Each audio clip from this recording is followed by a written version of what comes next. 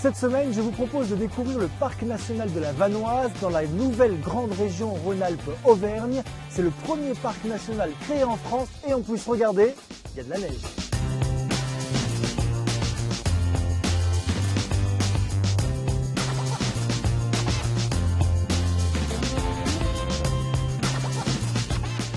Pour commencer cette émission, la première chose que vous devez faire lorsque vous viendrez visiter le parc national de la Vanoise, c'est de venir à Pralognan. Pourquoi? Parce qu'il y a la maison du parc de la Vanoise.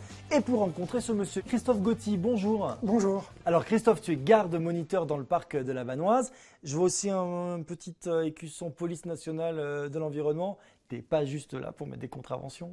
Non, c'est une partie de notre métier, mais on passe beaucoup plus de temps à informer et à faire de la pédagogie auprès des visiteurs, auprès des classes. Après, il y a une mission qui est très importante pour nous, c'est tout ce qui est observation de la faune et de la flore sur le terrain.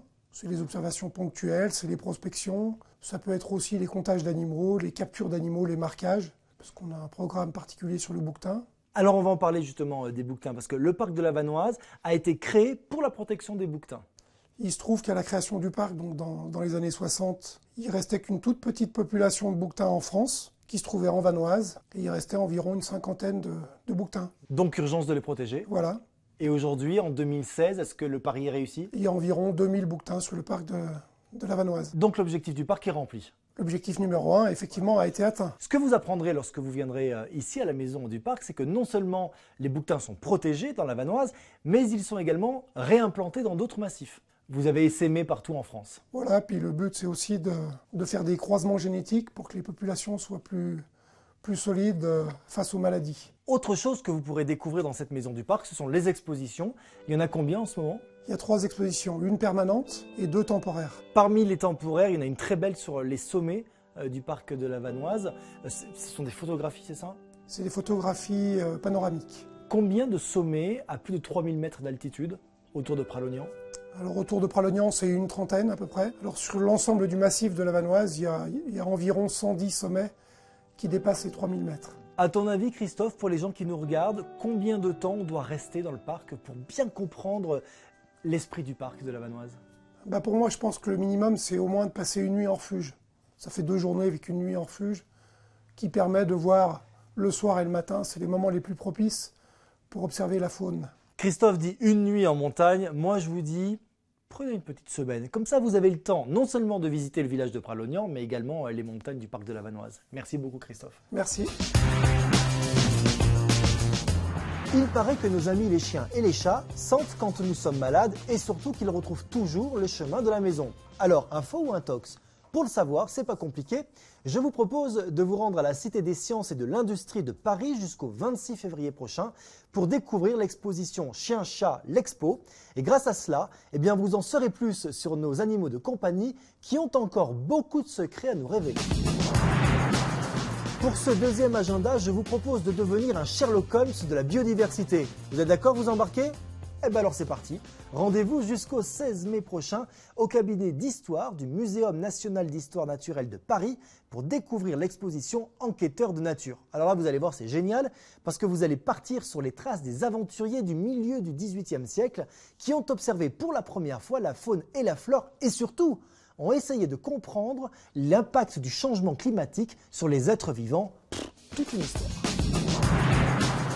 Pour terminer notre grand cycle sur les volcans, Ushuaïa TV vous donne rendez-vous le 29 janvier à 20h40 pour un documentaire exceptionnel, Abyss, les alliances des profondeurs.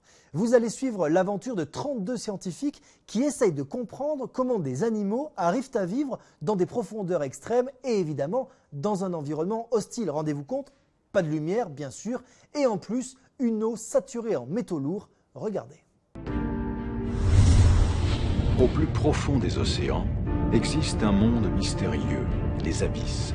Dans ce plus grand désert du monde, les végétaux sont absents et les animaux rarissimes. La campagne océanographique Biobase nous emmène à la recherche de secrets enfouis depuis la nuit des temps, sous des kilomètres d'eau. Une fois que vous serez allé à la maison du parc pour avoir des informations sur la Vanoise, je vous propose une activité assez originale, c'est une balade à cheval dans la neige. Intéressant, non? Alors pour pratiquer cette activité, c'est pas compliqué. faut venir ici à Pralognan-Lavanoise, au ranch de l'Ancoly. Et c'est Véronique qui m'attend pour une petite balade. Bonjour Véronique. Bonjour Je peux Gérald. rentrer ? Oui, bien sûr. Je te dérange en plein boulot, je suis désolé. On m'a dit à la maison du parc que tu proposais des balades aux touristes en montagne. Oui. Comment ça se passe ? Hiver. Ça se passe très simplement. Les gens viennent me voir. Ouais. Donc l'été, je propose des balades d'1 heure, de 2 heures, demi-journée, journée. Des cours d'équitation aussi. Et l'hiver, c'est des balades d'1 heure en général. Et je propose aussi du ski joring. Mais ça les dérange pas les chevaux d'être dans la neige ? Ils ont pas froid aux pattes ? Non, du tout. Et puis tu vois le poil qu'ils ont. Ah oui, oh là, il est long voilà, là. hein, ils ont un poil d'hiver. Et puis la nuit, on les couvre. Et puis la journée, après, de toute façon, marcher dans la neige, ils ont les sabots. Hein, ça fait une bonne boîte. Une bonne couche de protection. Voilà, qui isole du froid. Et il n'y a aucun souci. D'accord. Alors, pour moi, par exemple, qui suis... Alors, bon, je sais monter à cheval, mais je ne suis pas non plus un cavalier émérite. Est-ce que tu m'acceptes ? Ah oui, moi j'accepte tout niveau, il n'y a pas de souci. Les chevaux sont vraiment, vraiment sympas, il n'y a aucun problème. Là, on pourrait partir en montagne ? Ouais, pas de problème. Je prépare ton dada et on y va.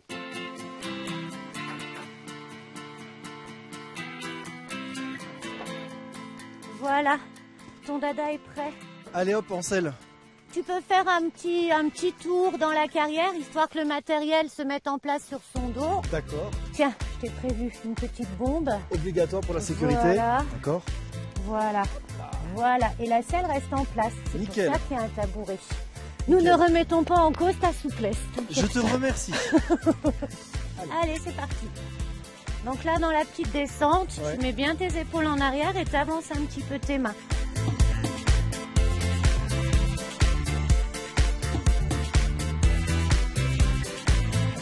Alors là, on est parti direction Chaulière.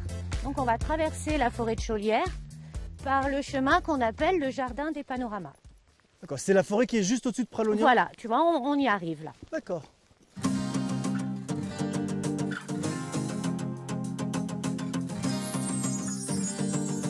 Alors tu laisses aller dans la descente, tranquille. Véronique, il commence à neiger pas mal. On va peut-être rentrer là. Alors je vais t'emmener à la fromagerie du Plan. On va aller voir Samantha, elle fait un Beaufort exceptionnel. J'allais pas quitter la région sans goûter la spécialité locale.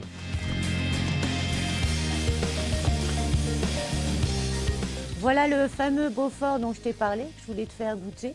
Donc c'est un Beaufort d'alpage, ça se fait à partir de 1500 mètres d'altitude, avec 2 races de vaches particulières, donc les tarines, les vaches marrons qui sont là, Qu'on ne trouve que dans la Vanoise. que dans la Vanoise, tarines, tarentaises, et les abondances. Tu peux goûter ? Ben oui, Alors, je te sers allez, un petit morceau avec le petit bout de pain. qui va bien. Merci, C'est une belle façon de terminer une balade à cheval. Merci Véronique.